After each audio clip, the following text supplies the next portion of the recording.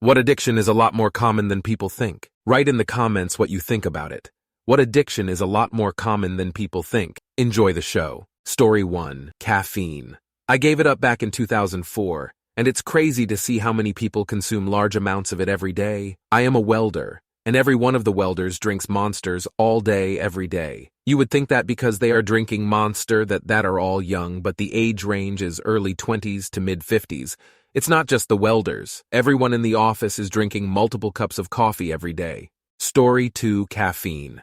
I need my morning coffee to function, or I drink 3+ coffees a day, is just a caffeine addiction. You need it to function because you're literally addicted to it. Your body forgot how to properly produce energy because you've been supplying it externally. I had a major issue years ago drinking multiple energy drinks daily. In 2021, I had COVID and was half dead and bedridden. I bit the bullet since I was already sick and went through withdrawal too. And now I barely drink tea. And if I do have something highly caffeinated, I have a panic attack. I'm now able to wake up and be functional naturally, and I don't rely on anything but food to keep my energy up. Which reminds me, sugar is another answer. People get highly addicted to sugar. Story 3. I believe that many of those who only smoke socially while drinking are actually low-grade addicted and in denial, and wouldn't be able to go several months without smoking. It's just that being a low-functioning nicotine addict is still quite high-functioning compared to other drugs. People only become serious about smoking when you get to daily smoking, which is when you're in deep shit. Story 4. Coffee, caffeine. I swear so many people around me are like, I can't function without it in the morning, and I'm like, that's a problem? What? Like, it tastes like utter garbage. The only thing that's good is maybe the smell? IDK. It's just so concerning. I have ADHD, so even if I wanted to drink coffee, it wouldn't give me any boost of energy, and it actually puts me to sleep. Then there's the people who drink decaf coffee? What? So, you want to drink hot bean water without the drug effect? Are you okay? Acquired taste my ass. It's more desensitization. Just like PPL who smoke don't mind the smell. I refuse to believe that adults can't function without caffeine. It also costs so much. It's worrying. Story 5. Pills of any kind. I remember when I was taking them. People were always saying, oh, you can't get addicted to them, they're the safest drug. After hearing so many people say it, I believed them and started to take ecstasy to clarify I wasn't in the best of places, so for me I was an escape, and I started getting addicted. It took my only female friend, now GF, to get through to me to stop. Story 6. Power. You really think middle management employees give a shit about productivity? You think HR really has your best interests? You think business owners only want their business to stay afloat so they can have wealth just to have it? Politicians? Teachers? Abusive parents? Abusive partners? Animal abusers? Everyone wants control over themselves, and many want control over others on top of that. Name one country, business, or school where people don't fight for or abuse the power they hold over others. You can't. Every social system has a power dynamic, and in almost all of them, that aspect gets abused. Odd how the only healthy social relationships are those that lack that dynamic or a person willing to abuse it. And yet we all feel good when we muster the power to expel such people from our lives. Power is impossible not to enjoy, but it is possible to not get addicted to it. Too many people lose their minds in it, though. Humanity is fundamentally sick.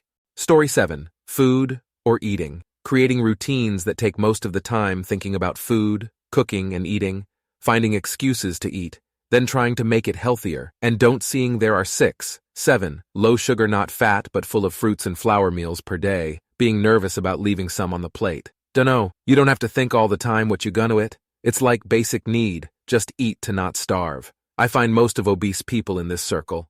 Wanna lose weight? What should I eat? Changing diet completely, not losing weight. Feeling ashamed of myself, stress, eating more, gaining weight. Want to lose weight. Some psychologists say that you can be food addicted in the same way like with alcohol. Do you know that alcohol addiction questionnaires? Substitute alcohol with eating or specific food, sweets, snacks, and take the test. Story 8. Ambien is highly addictive and causes people to have memory blackouts. It's a way more serious drug than most people realize. Working in a drug treatment center, I learned that addiction to Ambien is very hard to break. Another drug that is addictive and wildly underestimated is the whole class of benzodiazepines. Statistics show that long-term use trims years off your life. Story 9. Porn addiction. Seriously, especially in men. People legitimately don't understand how to differentiate between reality and porn these days. From how men project said fetish onto lesbians and how they treat women. It's incredibly detrimental to development and how we understand our bodies, from bad exposure to queer communities, but also human sexuality as a whole.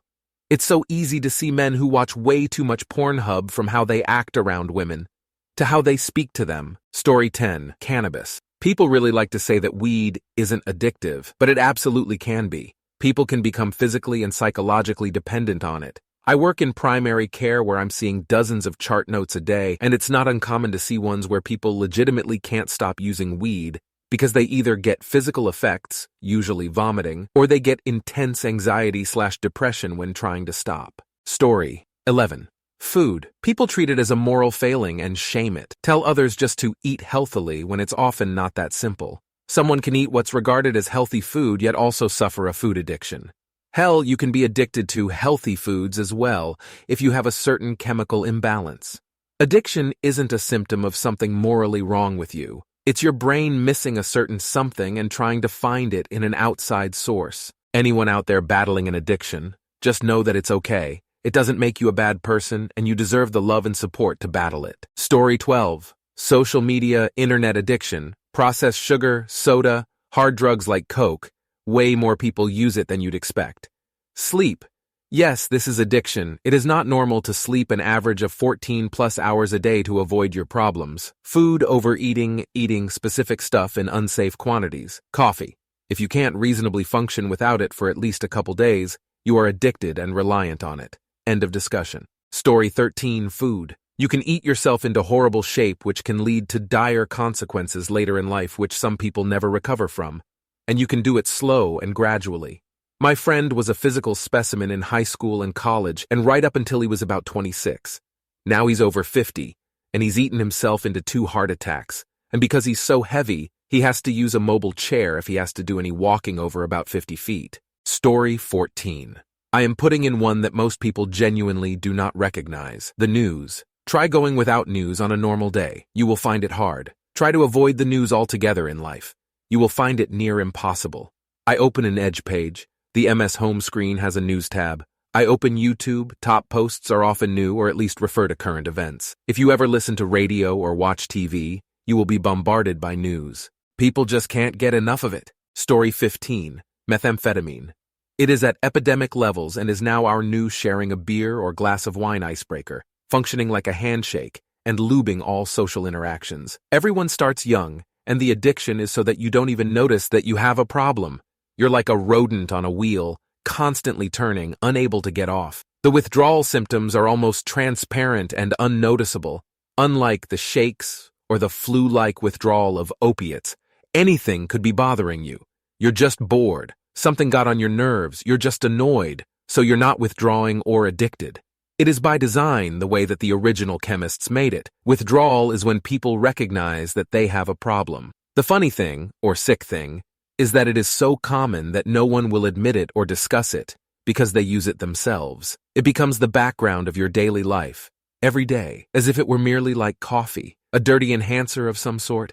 Has anyone even heard someone say the high is delightful, delicious, uniquely enjoyable? As a drug, it's like the lukewarm tap water from a wide variety of beverages. It's an absolute shame and a disgrace. No answers yet with the obvious new drug of choice. It's meth. It was designed to be the most addictive drug of all time by Nazi scientists and make a productive workforce and army. Decades later, it's pissing millions of people's lives away. Edit. I grew up straight edge and have no real problem nowadays as an adult with others' choice to use alcohol, pot, coke, psychedelics, etc.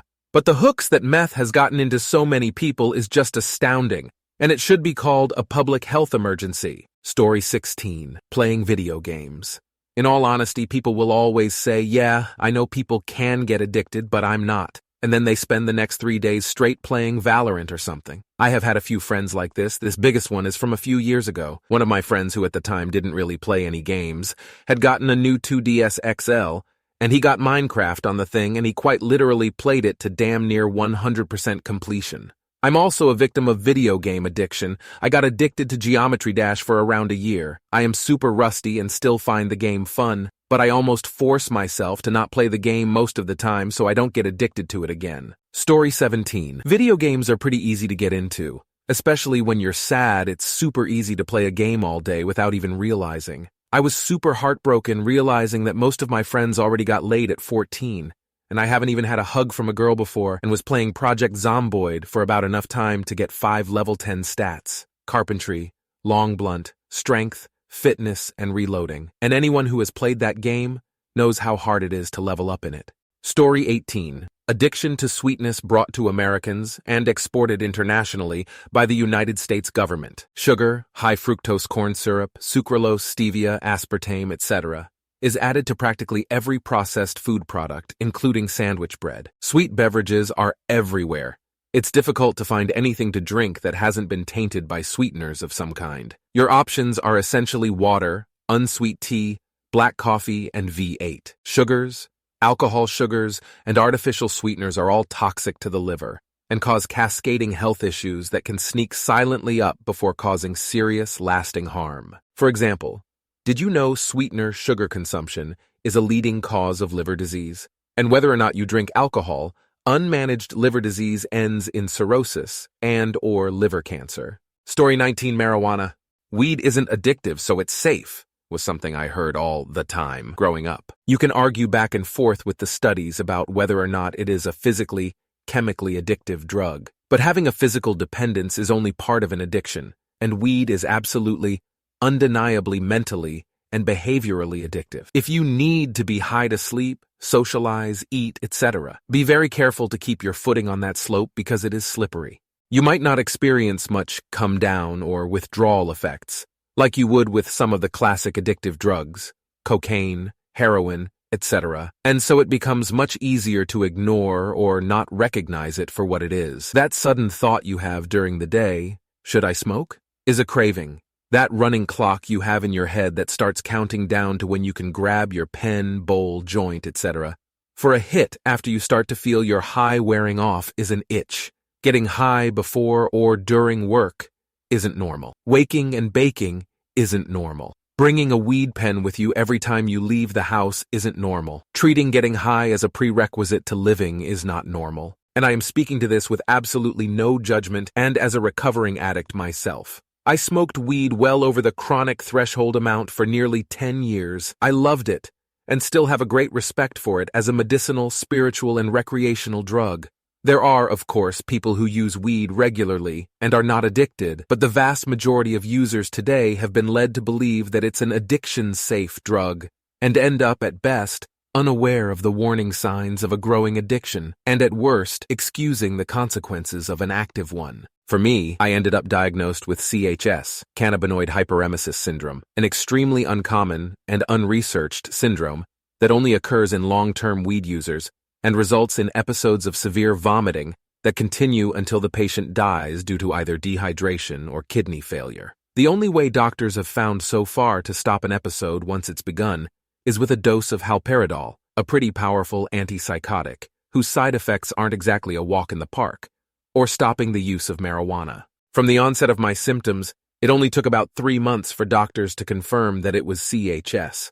I wasn't able to fully quit weed for 2 more years past that, and after more than 20 visits to the emergency room. The definition of an addiction is the inability to stop an action that is known to be actively causing harm to oneself. For 2 years, I chose a trip to the emergency room and a dance with death over quitting smoking weed. But hey, it can't be addictive, right? Story 20. Opiates. People are a lot more aware of it now, but I bet most people don't realize that pretty much everyone knows multiple PPL that were addicted to pain meds or heroin or now fentanyl. I don't know the numbers now, but it was like 1 in 10 PPL in the US at one point. And 1 in 3 said they knew someone who used. The other 2-3 know someone also, they just don't know they know. IMO. There are a ton, and as long as you get your fix, it's easy to be a functioning, normal member of society whilst on them. Story 21. Alcohol. I work at a liquor store, and trust me, some people get sad. It's become so commonplace to drink. Alcohol ends up like water to some people. Then you get the ones who literally spend their last dime to get their fix. Or some people get so into it that they get carried away. Like they have to have a certain amount, so they start sacrificing things like their vehicles just to have a drink. I used to drink every other night. I got too excited for my next drink.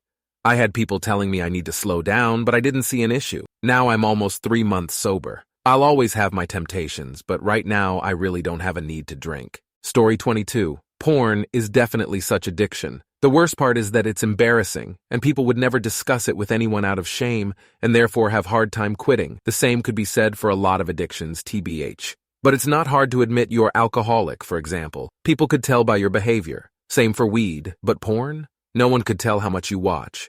And if you admit to watching any, you could be laughed at or shamed. You can tell your parents you smoke weed, and they would be a bit embarrassed, but still treat it as substance abuse and try to be helpful. You tell them you watch too much porn, and frankly, I have absolutely no idea how they'd react. It's not seen as drug or anything. My guess they'd find it gross and tell to just stop or grow up or IDK. It's definitely ridiculous. I love how there are no measures taken to verify anyone's age, and children in 2nd grade could check it out whenever they want. I was laughed at in 5th grade for not watching porn to the point that I started watching it. Now I'd be laughed at if I admit that I watch too much and lack control of it, especially during times of stress. Alright, rant over. Story 23. Alcohol. Also, as many others have said, social media, I was never diagnosed. But looking back at lockdown and maybe half a year afterwards, I was addicted. My sleep schedule was in shambles because it was always one more video and I barely paid attention in school and college. Now I'm a phase with my sleep schedule is bad due to regular insomnia. The way I fixed it was, I started listening to videos while I went to sleep. I try and pick one person to put on that I could always focus on, then I would put my phone down or sometimes next to me and just close my eyes. It worked very well. Story 24. Opioids. You don't see them often because they tend to hide when they use, so people kind of forget how many people are addicted to them. And surprisingly, fewer people know how to identify if someone is using opioids. For example, the number of times I've been in the ambulance and show up for intoxicated alcohol, and I find our patient lying on the ground, pinpoint pupils, barely breathing. All I gotta do is look at their arm, and I see the track marks and go, God damn it, get the Narcan. Story 25. Alcoholism. It actually kind of amazes me how many people are regularly overdrinking, but don't think so because it seems normal to them. Having a glass of wine with every single dinner, for example. It sounds normal enough. It's certainly normalized in a lot of communities. But never giving your liver a break causes serious damage. And any amount of regular drinking increases your risk of cancer. And you tell people what the general consensus among doctors are. If you drink every day of the week or have more than 5 drinks, 10 if it's something light, on the weekend, you're an alcoholic, and they think it's an exaggeration or overconcerned. Story 26. Marijuana.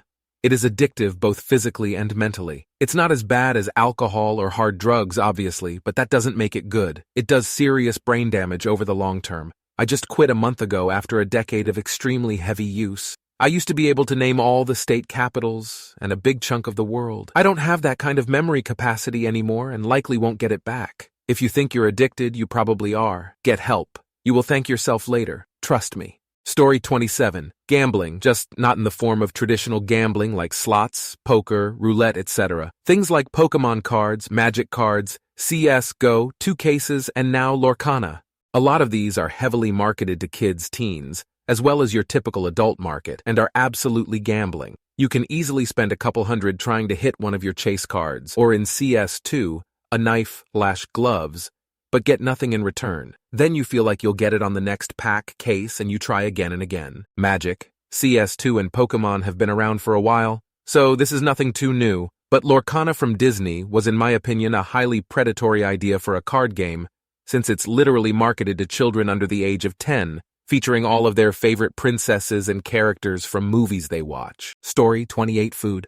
I'm 22, weigh 465 pounds, I've just lost 15 pounds, and have type 2 diabetes. 3 things to keep in mind. I'm 6'3", and have been told my ideal weight is 250 because of how I'm built. I work a full-time job on my feet, running a kitchen. I get overtime often. I lift boxes day in, day out, walk miles, run up and down stairs. None of that equates to me losing weight without cutting food intake. Last but not least, more food than you think pretty damn crappy for diabetics. Love potatoes and corn? Starch is bad. Love white bread, tortillas, etc. Carbs are bad. What's worse is your body literally tells you, you eat this stuff and you get tired, feel ill sometimes even. When I heard I was pre-diabetic, I quit sugar cold turkey, and a month later I'd still crossed the line into type 2. I've worked hard and gotten my A1C down 10 points. My doctor says my diabetes is in recession. This means that I have a chance. But food is my arch nemesis. Story 29. Sugar. It's literally been proven to be addictive, but it's still in almost every product we buy. People think it's a joke, but it's actually possible, and quite common, to be dependent on sugar. Not to say that nobody ever should have sugar, just that it's worth thinking about when you start getting cranky BC you haven't had any sweets today, or when a kid throws a tantrum in a store BC they can't have a sugar-loaded candy bar that they want. Moderation, people. Story 30. All of them. I think people have a serious misunderstanding of what addiction is. We still, for the most part, have this moralistic view on addiction, as if your physiology gives a flying fuck how you feel about the situation. My dad is one of the smartest people I know. He's even a sober alcoholic. Even he believes he cannot become addicted to his pain meds because I don't take this shit to have fun. Unfortunately, millions of years of evolution led us to this point, where our bodies do not like wasting resources. They will, or will not, depending on the drug, continue to produce their own stuff if they know a given chemical is going to be there daily. This has nothing to do with who you are as a person. Additionally, becoming an addict at a young age permanently alters the brain. It forges connections between areas that otherwise would not have been connected in that way. This can lead to all sorts of things, such as incredibly strong associations between drugs and certain mental states, for instance. Overall, I think it would be helpful if people were taught a bit more about this stuff, rather than just hammering home that you must remain abstinent with drugs. The reality is more insidious because of how easily anyone can fall victim to it. Addiction really doesn't care who you are. Thank you very much for watching. If you liked the video, like it, be sure to write comments and share your stories.